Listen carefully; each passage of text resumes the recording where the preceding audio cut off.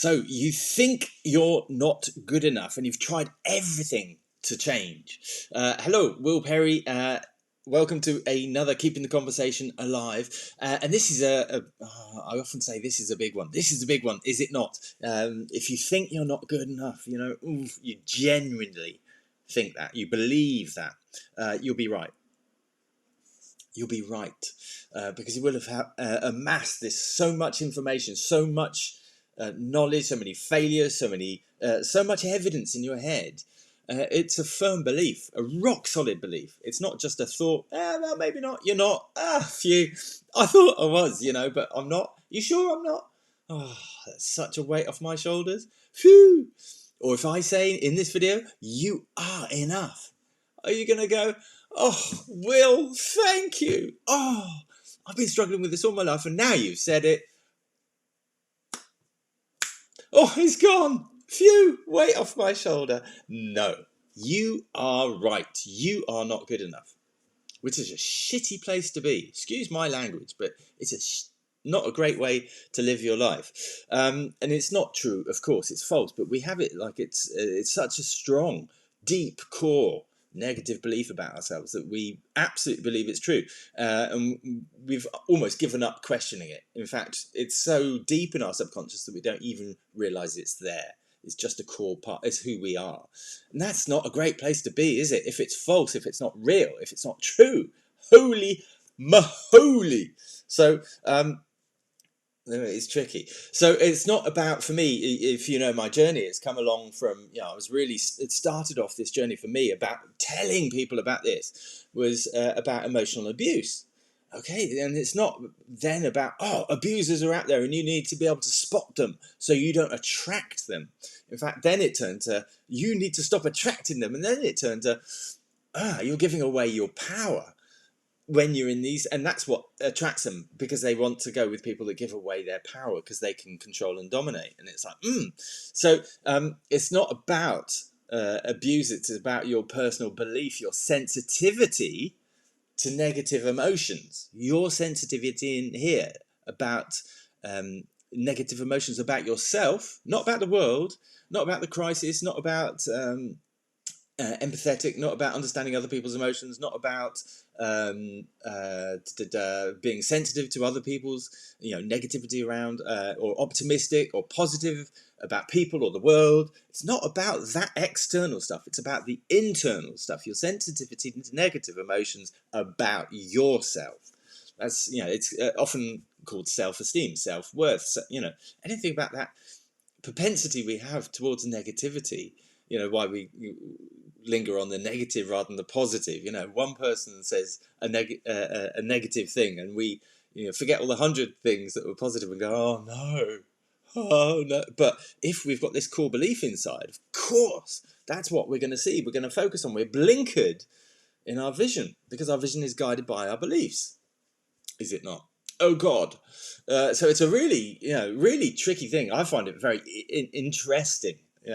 And this is an interesting time actually where we are, because I've been kind of working on this in 13 plus years, and it was like when I discovered this, it was like there's nothing out there. How come? I was confused, I didn't understand, and it was like finding my way through this stuff. And like in the abuse side, it was all about men, and it was just me. I'm a man. I'm not abusive. I've been abused. I'm exactly matching these housewives, but I'm the man. I'm not a perpetrator.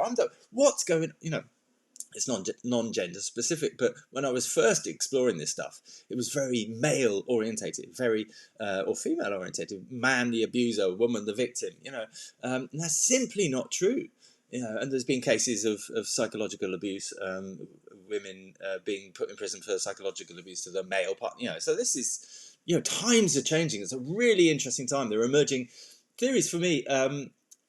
I think the two core people for me at the moment, Jordan Peterson, world-renowned psychologist, and Gabor Mate, who's fascinating. And Gabor particularly really spoke to me. There'd been nobody that's spoken to me about this. Just meant this is this core stuff that happens and is locked in our childhood that then steers the rest of our life. And that spoke to me hugely, absolutely hugely. It's like, yes, this is the stuff that I'm doing, pew, finally. And then Jordan Peterson, which is very much changing the kind of factual stuff about personality, and personality traits, and did away with the kind of the Myers-Briggs that I've understood, and worked in the corporate field, and understood as a psychometric test, and know very well. Completely, turn that around, and use the big five, if you know that stuff. I have talked about it a little bit before, but come and ask me if you want. And there's a new personality profile that he's developed from that, and it's fascinating stuff. However, it's the blend of the two, because for me, Jordan Peterson doesn't cover this what impacts us individually, as to the stuff that Jordan Peterson talks about, which is our personality traits, our core personality, which can be measured across cultures, across. So it's almost our map of who we should be is altered by what we've experienced, and this stuff that's locked in, our beliefs, and that steers our lives in very different ways, and limits us and blinkers us, as I've said already. So is this ringing true for you?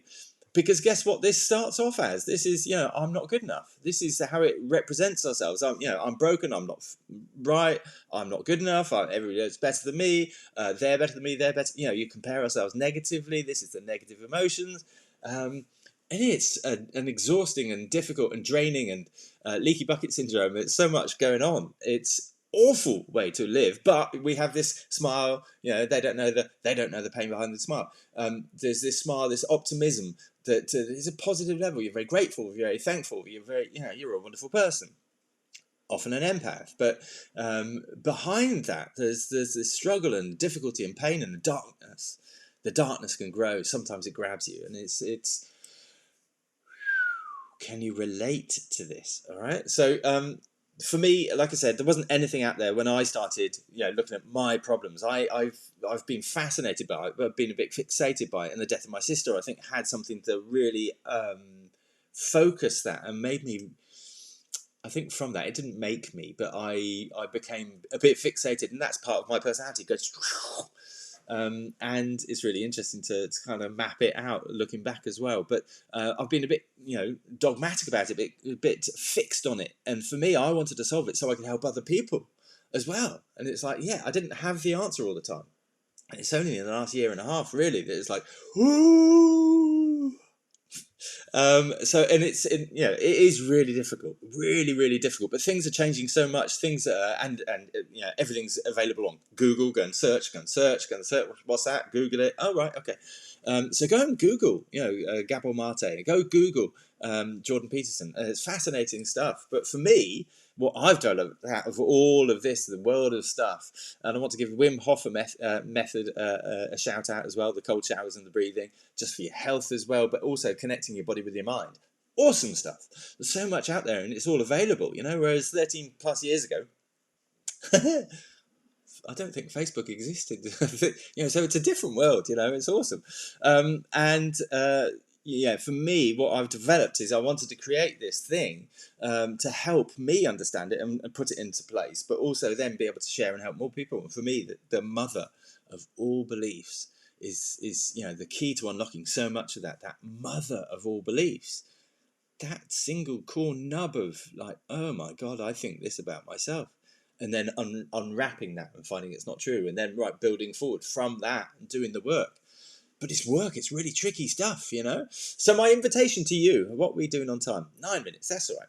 9 minutes, 10 seconds. All right, okay. So my invitation to you is share where you are on this journey. So, where are you on this continuum, this journey of becoming who you want to become, and struggling and dipping down and getting confused and going, where are you?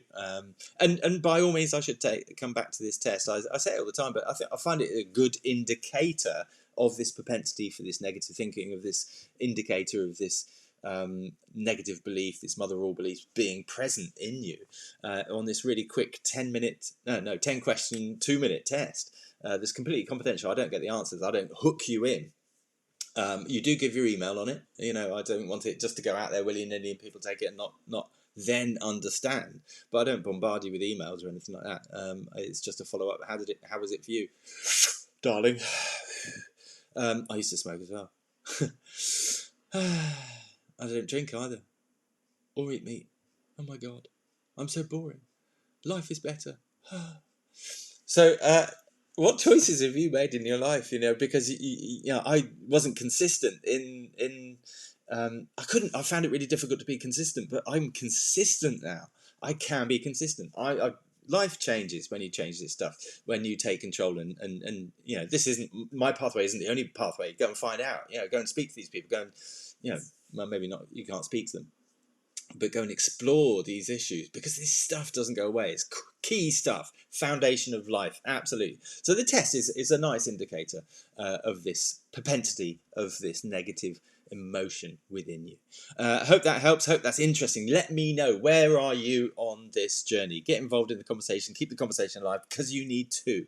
Because if you let the conversation go, you will just go on that path that's set by a negative and false belief. And that's not going to go well. Loves you, boy. Bye-bye.